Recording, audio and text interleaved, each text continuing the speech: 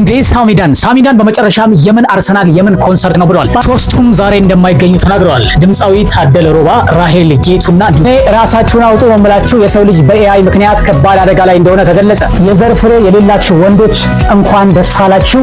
ልጆቻችሁ በራሳችሁ ስህተት እየሞቱ እየጠፉ ነው የሚገኙት። ምን አዲስ ነገር አለ? እስከ መጨረሻው ተመልከቷቸው። እንደነዚህ አይነት ቪዲዮዎችም ተደጋጋሚ እንዲደርሷችሁ ሰብስክራይብ በማድረግ የደወል ምልክቷን መጫናችሁን አትርሱ። ወደ ቪዲዮ እንግባ። እንዴ ሳሚዳን በመጨረሻም የምን አርሰናል የምን ኮንሰርት ነው ብለዋል። ባርስ የሚገደሉ ኦርቶዶክሳውያን ስቃይ ካላቆመ እኔ ኮንሰርት አልሰራም ብለዋል። ዛሬ የአርሰናል ደጋፊዎችን አስመልክቶ በአዲስ አበባ የሚካሄደውን ኮንሰርት እኔም ሰርዣለሁ፣ ኮንሰርት አልሰራም ብለዋል። በመጨረሻም ሰላም ለህዝባችን ሲል መልካም ምኞቱን ተመኝተዋል። ሳሚዳን አቋም እንዴት ተመለከታችሁት? ሀሳባችሁን ኮሜንት ላይ አስቀምጡልኝ። ሶስቱም ዛሬ እንደማይገኙ ተናግረዋል። ድምፃዊ ታደለ ሮባ፣ ራሄል ጌቱና እንዲሁም ደግሞ ኤምሲ ቴዲ ዛሬ በአዲስ አበባ ስቴዲየም የሚደረገውን ኮንሰርት እንደማይሳተፉ ተናግረዋል። ከተጎዱ ህዝቦች ጎን እንደሚቆሙና እንዲሁም ባርሲ የሚገኙ ኦርቶዶክሳውያን ሰላሙን እንዲመጣላቸው ጸሎታቸው እንደሆነም ተናግረዋል። እነዚህን አርቲስቶች አቋም እንዴት ተመለከታችሁት?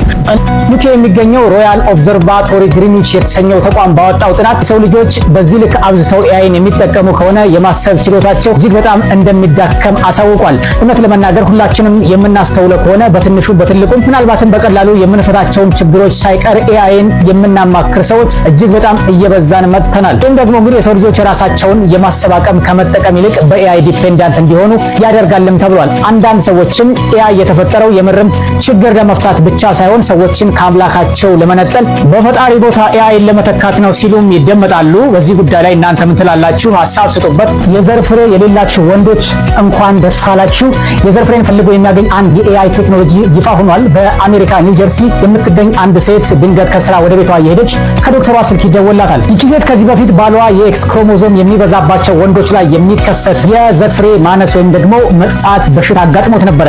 ነገር ግን ተደውሎ መውለድ እንደሚችሉና የዘር ፍሬውም በዚህ ኤአይ አማካኝነት ተፈልጎ እንደሚገኝ ይነገራታል። በዚህም እንግዲህ ትልቅ የመውለድ ተስፋ እንዳላቸውና በጣም በደስታም ሰለብሬት እያደረጉ እንደሆነ ይነገራል። ይህ ቴክኖሎጂ ወደ ኢትዮጵያ ቢመጣ ምን ያክል ሰው ሊጠቀም ይችላል ብላችሁ ታስባላችሁ? ሀሳባችሁን አስቀምጡ። ልጆቻችሁ በራሳችሁ ስህተት እየሞቱ እየጠፉ ነው የሚገኙት። ጥንቃቄ አድርጉ። ልጆች ስላለቀሱና ስለረብሿችሁ ስልክ ሰጣችሁ ለረጅም ሰዓት ስልክ እንዲመለከቱ አታድርጉ። ልጆች ሲያለቅሱና ሲረብሿችሁ ለማባበልና እናንተም ከችግሩ ለመገላገል ስልክ መስጠታችሁ ለዲጂታል ኦቲዝም እያጋለጣቸዋቸው ነው ተብሏል። በነገራችን ላይ የዲጂታል ኦቲዝም ልጆች በተፈጥሮ እንዲናገሩ ሆነው ተፈጥረው ነገር ግን በስልክ ምክንያት እንዳይናገሩ የሚያደርግ ከተፈጥሯዊ ኦቲዝም ያልተናነሰ ከባድ በሽታ እንደሆነም ተገልጿል።